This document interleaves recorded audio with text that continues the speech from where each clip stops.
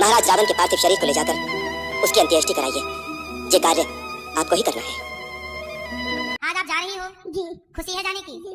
कौन आया है लेने के लिए? बेटे को नौकर है। बेटे का नौकर आया है आज माँ को लेने। बेटी का एक कार्यकर्ता। बेटे के यहाँ से नहीं आया कोई? बेटा फोन करते, फोन काट देता, बात नहीं करते। अच्छा, बेटे को फोन लगाती है तो काट देता। बेटा बात नहीं करता। कितने साल से आप यहाँ हैं? 6 साल। तो बेटी कितनी है आपकी? 3। तो ये कौन सी बेटी के यहाँ से आया बच्चा? बड़ी बेटी का। बड़ी बेटी की तरफ से आज बेटी के यहाँ कार्य करने वाला है। भैया बात कराइए, क्या करते हो आप? राइस मिल चलाते हैं। Rice mill? जी। मतलब मैया की बेटियों की राइस मिल चलती जी। है?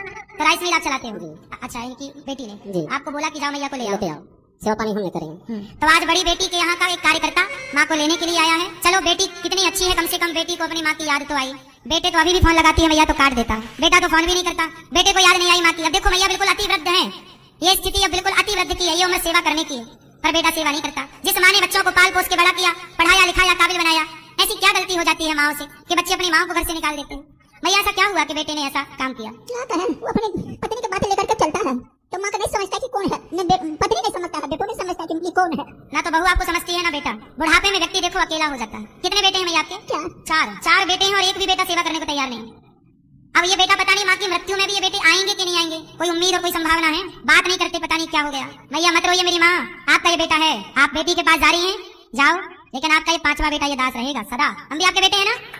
चलो, आप खुशी खुशी जाइए और आपकी बेटी मतलब मेरी बहन को बोलिए कि मैंने उनको राम राम बोला है और वो खूब प्रेम से सेवा करें आपकी।